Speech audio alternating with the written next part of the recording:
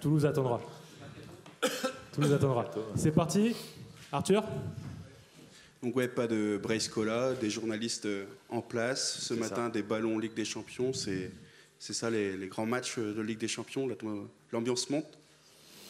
Bah, pas trop. Enfin, moi, personnellement, j'ai pas l'impression. Je sais pas, Fred demande à Brendan si dans le vestiaire... Mais bon, nous, on a préparé le match comme on le fait habituellement. Il y a juste qu'il y a plus de... Enfin, je veux dire, la fréquence de la préparation des matchs est plus importante et plus rapide parce qu'on joue plus souvent, tout simplement. Maintenant, non, forcément, je pense qu'on s'en rendra compte réellement demain, avant le match, où il y aura peut-être forcément de l'émotion par rapport à la petite musique de la Champions League. C'est vrai que c'est ça qui, je pense, fera prendre conscience à tout le monde où on met les pieds. Maintenant, non, je crois que le groupe est tranquille et que c'est vrai qu'on s'est entraîné avec les ballons de la Ligue des Champions, mais ça fait un moment déjà qu'on s'y entraîne. On a même fait un match amical ici contre Guingamp avec justement ces ballons-là, il y a quelques temps déjà. Donc,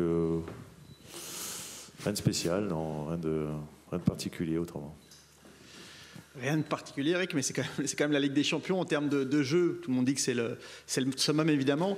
Dans quel registre est-ce que tu as prévenu tes joueurs, ton groupe, voilà, de ce qui les attend particulièrement ?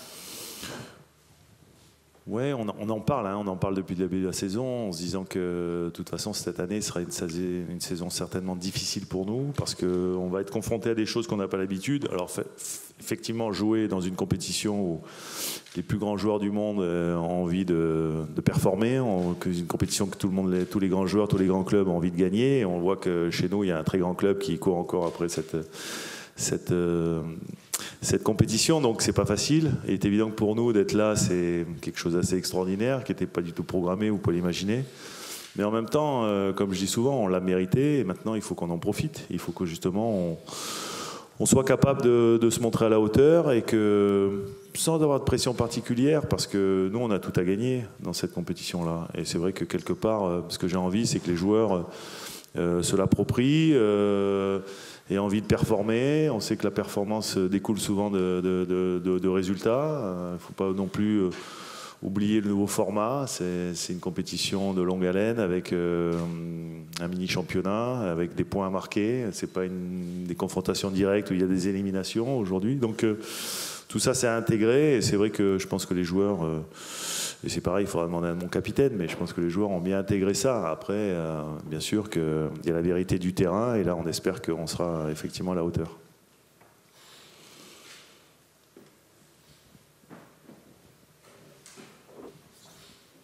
Oui, Eric, juste après le match du PSG, tu avais évoqué Sturm Graz en disant que c'était pas forcément le match le plus facile, mais peut-être un des matchs les plus abordables et qu'il était déjà presque important, même s'il y en a 7 autres derrière. Je ne dis pas que la victoire est déjà obligatoire, mais... C'est évident que dans une compétition, le premier match est toujours important parce qu'on a envie de bien entrer dedans. Après, Sturm Graz, c'est une équipe, je l'ai dit, qui a plus d'expérience que nous parce qu'elle joue chaque année des compétitions européennes. Alors peut-être pas tout le temps la Champions League, mais en tous les cas, même s'ils l'ont joué 8 fois, je pense, dans leur histoire, mais en tous les cas, soit l'Europa League, soit la Conference League. Donc c'est des équipes qui sont malgré tout rompues à cet exercice de jouer des équipes différentes, de nations différentes. Voilà, donc ça ne sera pas simple parce qu'on sait que c'est une très bonne équipe, champion en titre, qui sont encore leaders de leur championnat aujourd'hui. Maintenant, ils étaient dans le championnat 4 comme nous, donc il est évident que s'il y a des équipes qui sont peut-être plus abordables, c'est ce genre d'équipe. Mais vous dire ce qui va se passer demain, je suis incapable de le faire, même si j'imagine beaucoup de scénarios. Et il est évident qu'on essaiera encore une fois d'être acteur, de jouer ce match pour essayer de l'emporter, même si on sait très bien que on n'oublie pas qu'on est vraiment le petit poussé de cette compétition et il n'y a qu'à voir nos points UEFA, notre indice UEFA, et je crois qu'il est loin des autres acteurs de cette Champions League et notamment de cette équipe de Sturm Graz. Donc à partir de là, on peut faire figure malgré tout d'outsider.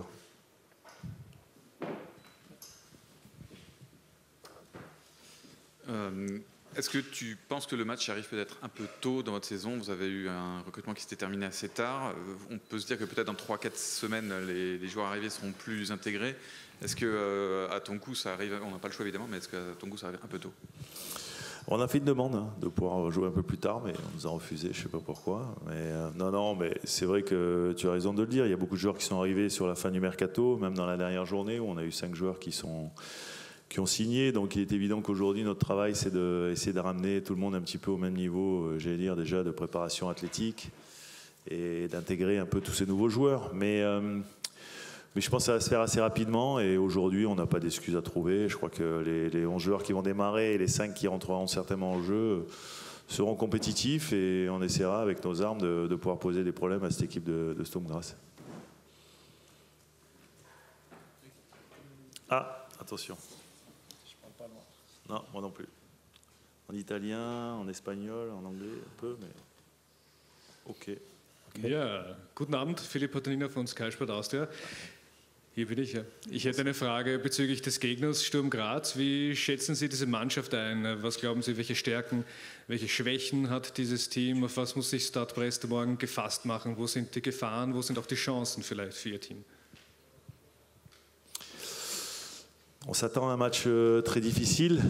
Alors pour ceux qui n'ont pas eu la traduction, il m'a demandé les forces et les faiblesses de mon adversaire, ce que j'y pensais, à ce à quoi je m'attendais demain. Donc c'est vrai qu'on s'attend à un match très difficile parce qu'on sait que c'est une équipe qui est d'abord dominatrice dans son championnat, qui a beaucoup de confiance, une équipe qui est très intense, notamment dans le pressing, dans la capacité à faire des efforts ensemble, collectivement. Donc c'est une équipe, à mon sens, complète, avec un système de jeu bien établi, une équipe qui a peu changé aussi, qui a beaucoup de repères entre eux. Donc ça, c'est vraiment une force, je pense, chez eux. Donc voilà, un entraîneur qui est là depuis quelques saisons, un club qui est stable, qui donne justement, je pense aussi, cette confiance un peu générale. Voilà, il y a des bons joueurs, que ce soit devant, au milieu de terrain, où il y a des joueurs qui sont... intéressant dans la capacité à gérer le jeu, gérer le ballon, éliminer, faire des passes. Voilà, il y a des bons joueurs de pied, que ce soit le Géorgien Kitashvili, peut-être je ne dis pas bien le nom, mais en tous les cas, ou Horvat, qui était un très bon tireur de coups de pied arrêtés aussi. Donc c'est un garçon qui est très dangereux sur les phases arrêtées, notamment sur les corners. Donc voilà, après une défense solide avec de la taille, des garçons qui amène beaucoup en plus de complémentarité. Donc voilà, une équipe complète et une équipe qui sera forcément difficile à jouer. Et après, ce qui va sortir de ce match-là, c'est encore bien sûr la grande inconnue. Et c'est pour ça qu'on aime le foot, parce qu'on a beaucoup d'espoir la veille et après on voit ce qui se passe. Brendan, c'est Nicolas. Oui. Ouais. Alors, il y a des grands enjeux sportifs, Eric est en train d'en parler. Avec ton parcours de joueur formé au club, de capitaine, est-ce que tu arrives quand même à réaliser le chemin parcouru? Qu'est-ce que ça te fait de voir ces pubs derrière toi, d'avoir vu le terrain en mode Ligue des Champions?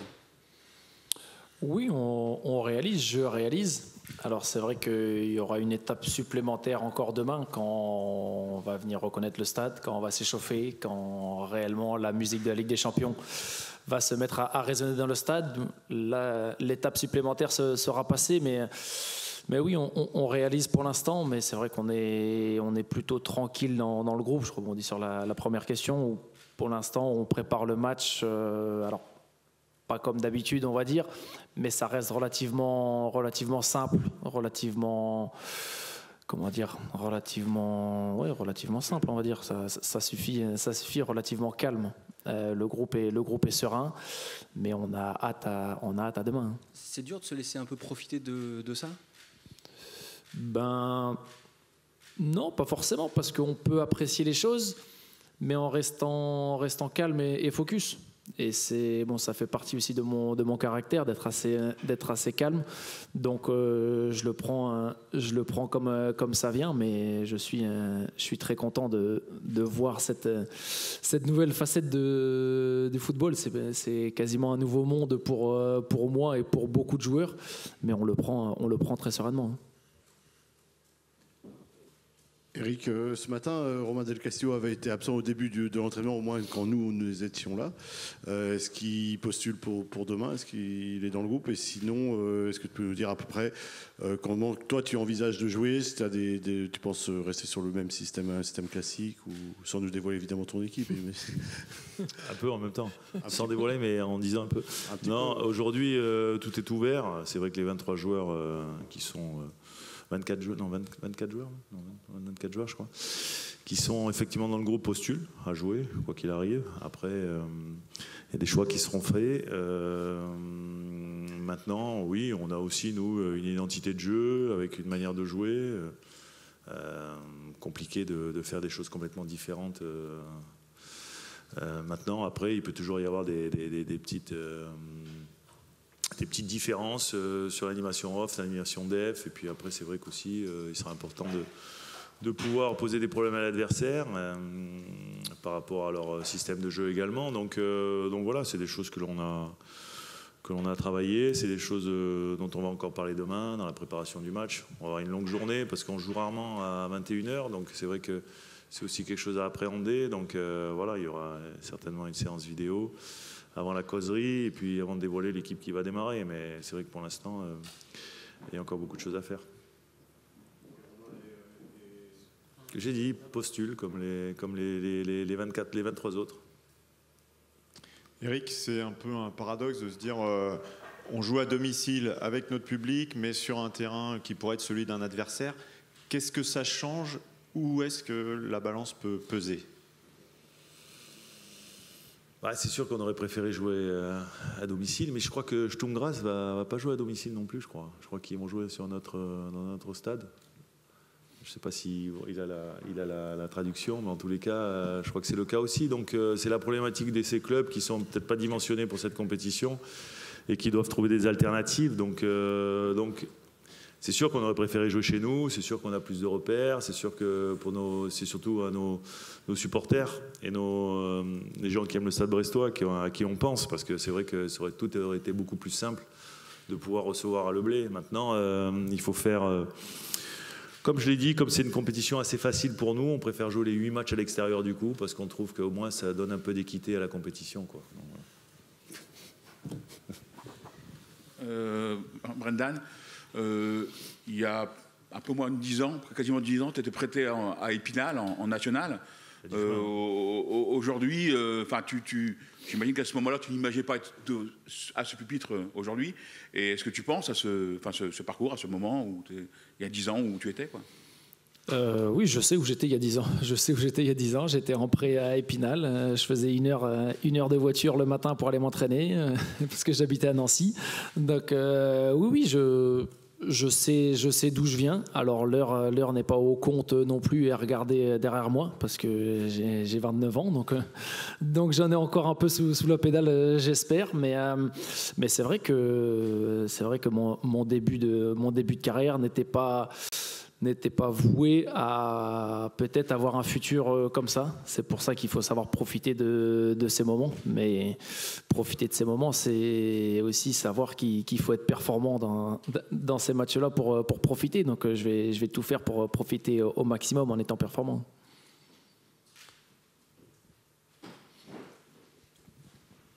Bonsoir Brendan. Dans votre groupe, il y a quand même un certain nombre de joueurs assez expérimentés qui ont déjà joué la Coupe d'Europe. Il y en a 5 qui ont déjà joué la Ligue des Champions. Est-ce que ça, tu penses que ça peut être quand même un petit plus pour vous, même si en face, il y a aussi des joueurs expérimentés, mais vous n'êtes pas une équipe totalement novice, on va dire. Et est-ce que vous en avez parlé entre vous? Est-ce que toi ou d'autres qui ont un peu moins d'expérience aller chercher des petits trucs, des petits conseils pour aborder ne serait-ce que l'environnement? Bien sûr qu'on sait, on sait qui a joué quelques matchs de Coupe d'Europe. Ils aiment bien nous le rappeler aussi parce qu'on est un vestiaire assez chambreur, donc ils aiment bien le dire qu'ils ont déjà joué ces compétitions-là. Mais bien sûr que ça va nous aider. Toute expérience est bonne à prendre. Il y a quelques joueurs qui ont pas mal de matchs en Ligue 1, mais on sait très bien que la Ligue 1 n'est pas la Coupe d'Europe, n'est pas la Ligue des Champions. Donc on aura besoin de tout ça, de toute cette expérience. Et ils nous ont déjà parlé de de tout ça et ils vont nous reparler encore demain et pendant le match. De toute façon, on a besoin des 25 mecs. Donc tout le monde apporte sa pierre à l'édifice à Brest et c'est comme ça que ça marche depuis le départ. Hein. Eric, sur le match de samedi, bon, bien sûr le résultat est négatif, mais il y a eu des choses certainement quand même intéressantes, je pense notamment à la première période. Est-ce qu'il y a des éléments, des ingrédients de ce match que tu souhaiterais revoir, puisque finalement c'était face à un adversaire de niveau Ligue des Champions?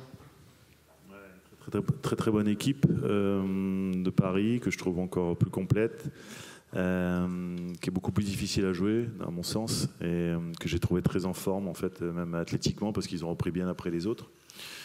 Maintenant, c'est vrai que la première mi-temps était... Globalement, le match était un match cohérent et la première mi-temps était plutôt bien aboutie. Surtout notre début de match a été très très bon.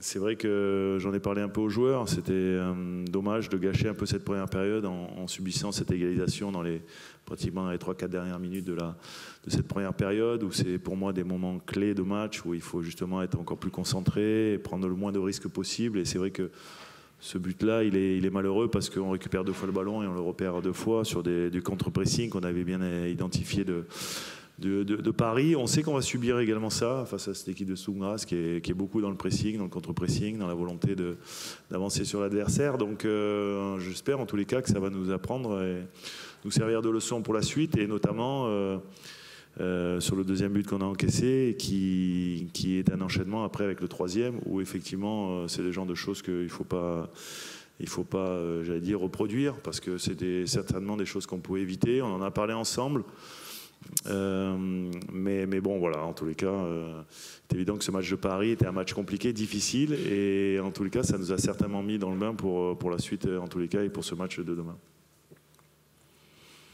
Brendan, tu disais justement que certains de tes coéquipiers qui avaient joué la Coupe d'Europe, justement, que la Ligue 1, c'est pas la Coupe d'Europe. Mais justement, sur quels aspects? Qu'est-ce qu'il te dit? Sur l'intensité, la pression, le niveau, tout bonnement? Oui, c'est un peu de tout. C'est un peu de tout. Bien sûr qu'il y a l'intensité. On voit bien déjà à la télé, on s'en rend compte de l'intensité. On a vu les matchs de hier soir. Il y a une intensité très très très forte. Donc il faut être prêt à ça. Après dans l'aspect mental, parce que la Ligue des Champions, il y a une charge mentale qui est un peu plus renforcée encore avec vous les médias. Puis forcément, t'es scruté. Donc oui, il y a tous ces petits détails, mais je pense que pour l'instant, on se comporte plutôt bien. Maintenant, la vérité du terrain, on la saura demain à 23h10.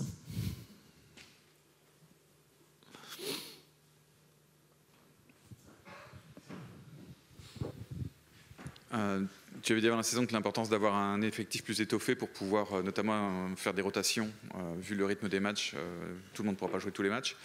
Dans ta tête, est-ce qu'il y a quand même une hiérarchie entre les matchs, ou est-ce que c'est quelque chose que tu refuses et c'est vraiment la forme du moment qui va dicter tes choix?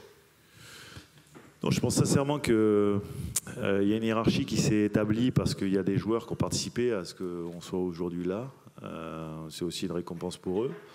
Maintenant, il y a des nouveaux joueurs qui sont arrivés et pour moi, en tant qu'entraîneur, il est évident qu'au jour le jour, voir la forme des uns et des autres, ça va être forcément ce qui va être le plus impactant dans mes prises de décision. Aujourd'hui, quand tu es entraîneur, tu as envie de faire jouer un joueur qui est en forme, qui peut te faire gagner des matchs, plutôt qu'un joueur qui est plus en difficulté. Donc la réalité, c'est quand même la réalité du terrain, de ce qu'on voit sur les matchs, bien sûr, et puis après sur ce qu'on voit à l'entraînement. Donc, mais c'est rien de nouveau, hein. C'était déjà le cas l'année dernière. On avait peut-être moins de concurrence et on aura peut-être plus de concurrence cette année à l'intérieur du groupe. Mais je pense que la concurrence est vraiment un révélateur aussi de performance. Ça oblige les joueurs à donner le meilleur d'eux-mêmes. Et quand ils ont la possibilité de s'exprimer sur le terrain, que ce soit à l'entraînement ou en match, où j'ai demandé effectivement que cette année on élève encore le curseur en termes d'exigence, parce que ce qui nous attend, c'est effectivement plus haut, plus fort, plus tout ce qu'on veut. Donc à partir de là, effectivement, ce sera les meilleurs qui joueront. Et en tous les cas, l'équipe qu'on considère la plus apte à gagner un match, qui sera alignée au match par match. Donc ce sera le cas demain, et puis ça sera le cas dans 3 jours pour le match de Toulouse.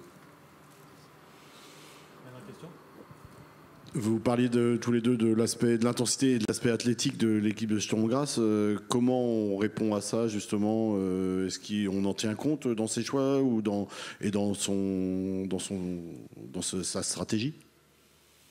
Peut-être le capitaine veut répondre déjà. Alors, déjà, pour le choix de la stratégie, ça va être au coach, mais comment y répondre? En étant dur. En étant dur à battre, voilà, on le sait, c'est une équipe qui est agressive. Ça a été notre force l'année dernière aussi.